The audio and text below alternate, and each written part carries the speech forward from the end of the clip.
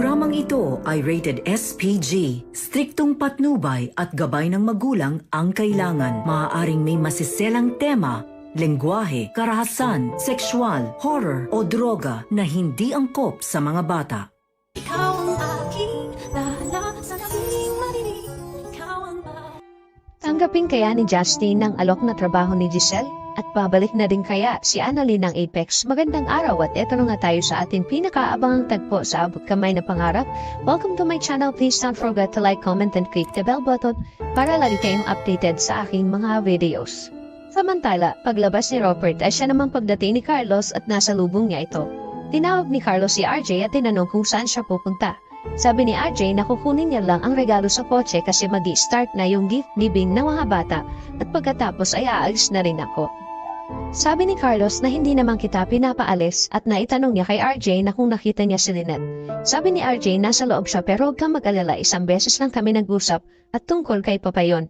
Inunahan na ni RJ ang sabihin kay Carlos para hindi na naman magi-issue ang pagkausap niya kay Lynette. Ipinagtaka naman ito ni Carlos kung bakit sinasabi ito sa kanya ni RJ.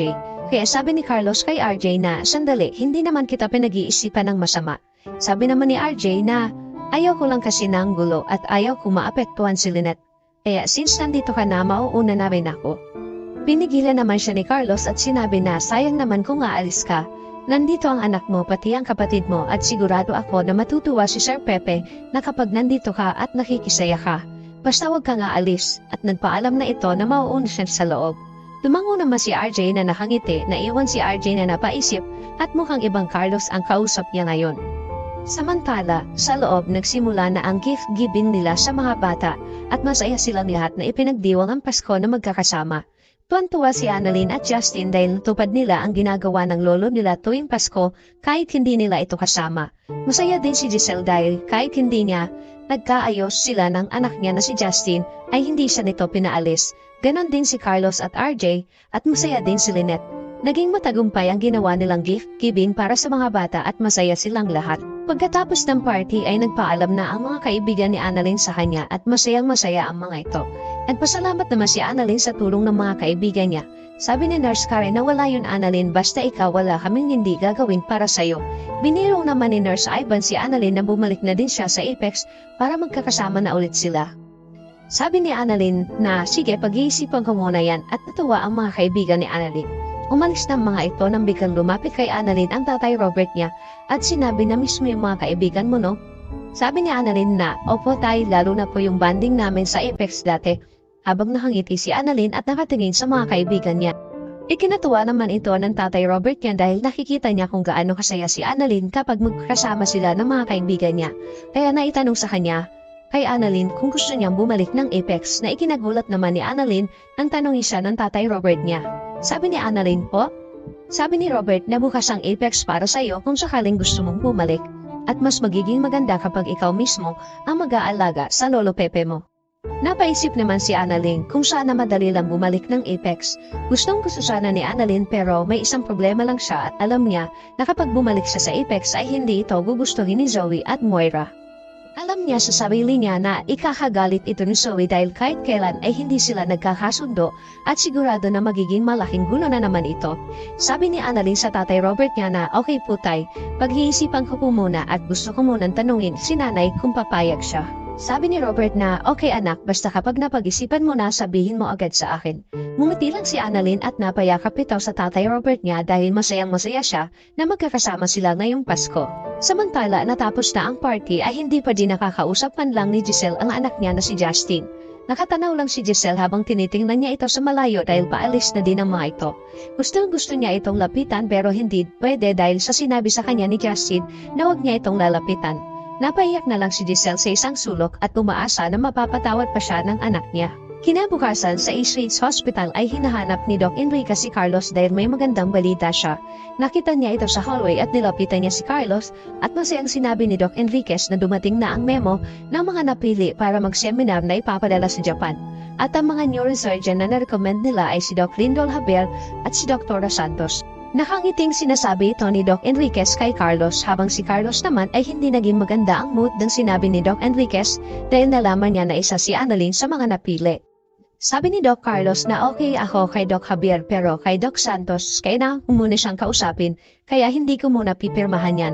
At agad naman nagpaalam si Carlos na ipinagtaka naman ito ni Doc Enriquez ang sinabi ni Carlos.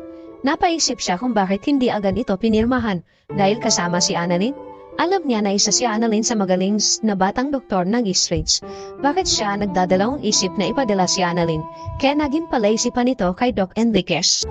Samantala, bago bumalik ng Amerika ang mag-amang Eric at Justin ay pinuntahan muna nila si Don Pepe sa Apex para magpaalam dito na babalik na sila ng Amerika.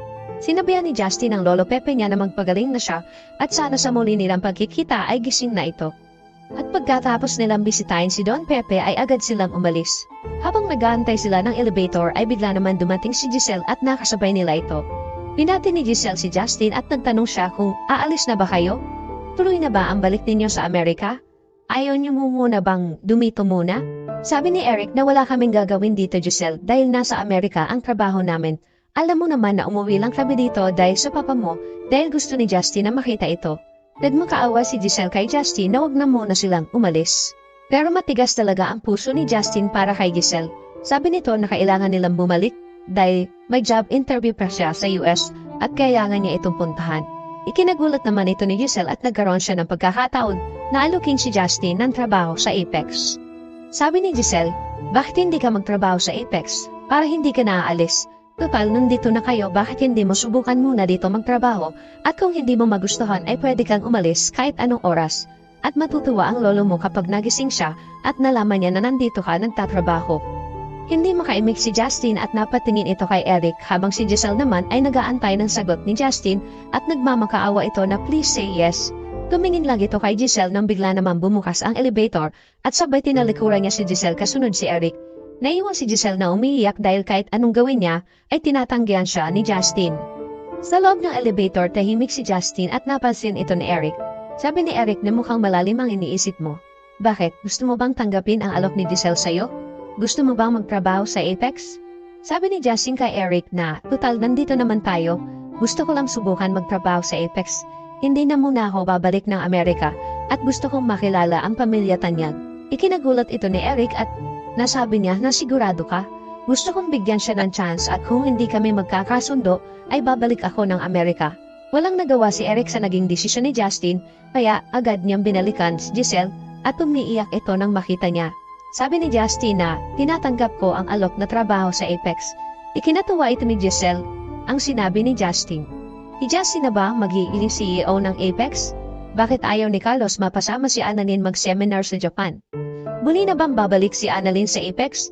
Yan ang ating pakaabangan dito lang sa Abot Kamay na Pangarap. Huwag bibitaw at huwag kalimutan mag-subscribe. Maraming salamat po and God bless.